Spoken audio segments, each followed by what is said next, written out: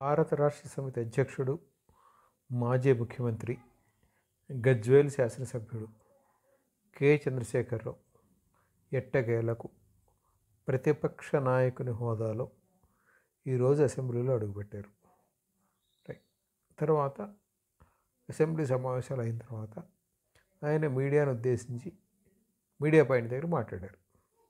ఆయన చెప్పిన దాంట్లో ఎక్కువ భాగం ఏముంది అంటే, ఈ వ్యవహారం అంతా ఇప్పుడు అసెంబ్లీలో జరిగిన బడ్జెట్ ఇది కానీ ఇదంతా ఏదో అట్లా ఉంది. ఒక నిర్దిష్టమైన పద్ధతి పాడు లేకుండా పోయింది. స్పష్టత లేదు, నిర్దిష్టమైన కార్యాచరణ లేదు అని చెప్పి ఆయన మాట్లాడుతూ వచ్చాడు. దేని మీద ప్రభుత్వాన్ని నిలదీస్తాము, రేపు పొద్దుట ఎటువంటి పరిస్థితి వచ్చినా ప్రభుత్వాన్ని ఇచ్చేస్తాము అని చెప్పుకొచ్చాడు.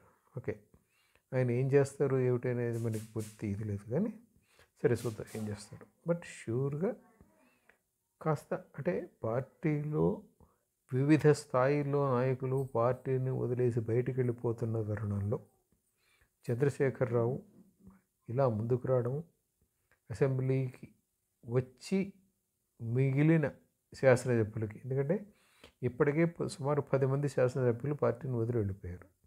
అలాగే ఎమ్మెల్సీలు కొంతమంది వెళ్ళిపోయారు. ఇంకెంతమంది వెళ్తారో తెలియదు. అట్లీస్ట్ వీళ్ళని నిలుపుకోవడం కోసమైనా చంద్రశేఖరరావు ఖచ్చితంగా అనివార్యంగా అసెంబ్లీకి రావాల్సిన పరిస్థితి.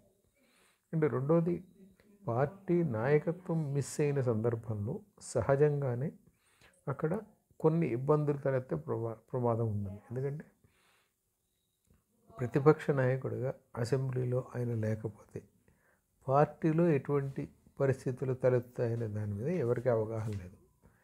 ఈ నేపథ్యంలో ఖచ్చితంగా కేసీఆర్ అసెంబ్లీకి రావాల్సిన పరిస్థితి వచ్చింది.